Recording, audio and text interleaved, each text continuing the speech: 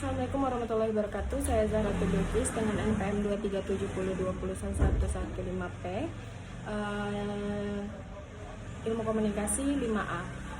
Di sini saya akan menjelaskan proses kinerja humas dalam menggunakan media sebagai sarana pencitraan opini publik untuk membangun branding perusahaan. Di era digital ini peran hubungan masyarakat humas atau humas gitu semakin penting dalam membantu perusahaan untuk membangun citra positif dan mengelola opini publik. Salah satu sarananya yaitu yang paling efektif adalah seperti media, baik media tradisional kayak televisi, radio, surat kabar ataupun media sosial yang lagi booming saat ini. Tujuan proyek kinerja humas itu dibagi menjadi 4, yaitu 1. Menganalisis peran humas yang dimana dalam peran humas yang dimana menganalisis membangun citra perusahaan melalui media. Yang kedua itu menentukan strategi media yang digunakan oleh humas untuk membentuk opini publik. Yang ketiga ada mengevaluasi dampak pencitraan media terhadap branding dan reputasi perusahaan.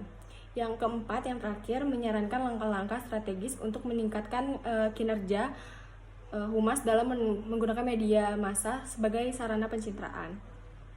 Terus, ada metodologi untuk mencapai tujuan di atas proyek menggunakan pendekatan penelitian kualitatif dan kuantitatif melalui beberapa tahap, yaitu ada 4 tahap. Yang pertama ada studi kasus. Di situ studi kasus menyusun studi pada perusahaan-perusahaan yang memiliki tim humas yang aktif dan terlibat dalam penggunaan media untuk pencitraan.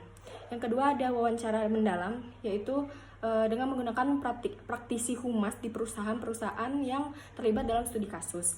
Yang ketiga ada survei opini publik, yang dimana menggunakan survei untuk mengukur bagaimana persepsi publik terhadap perusahaan yang menggunakan media secara aktif untuk pencitraan tersebut.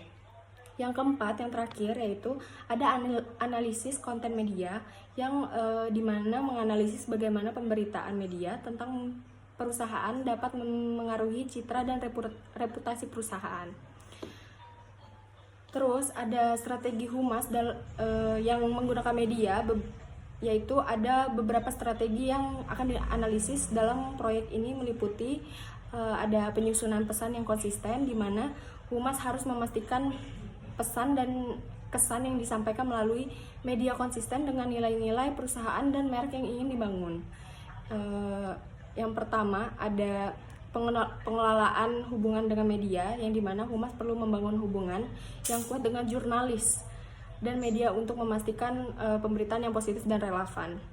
Yang kedua ada krisis manajemen, yang dimana strategi itu untuk mengelola krisis media melalui menjaga citra perusahaan saat terjadi masalah atau kontroversi.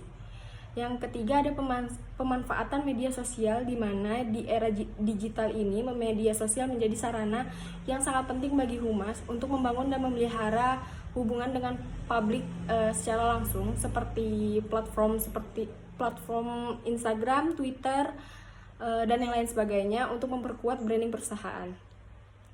Yang keempat ada pencitraan melalui kampanye public relation atau PR.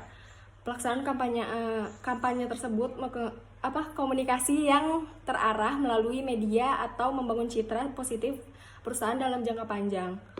Terus ada analisis dampak media terhadap branding perusahaan, yang dimana dampak media terhadap branding perusahaan itu akan dianalisis dari beberapa sudut pandang, seperti peningkatan visibilitas, yang dimana itu bagaimana pemberitaan media dapat meningkatkan kesadaran publik terhadap perusahaan dan produknya.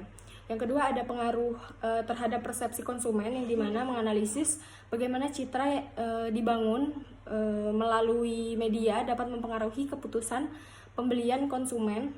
Yang ketiga ada pengelola reputasi, itu gimana cara humas mendapatkan manfaat media untuk memperkuat reputasi perusahaan yang menghadapi isu-isu negatif dapat merusak citra perusahaan tersebut.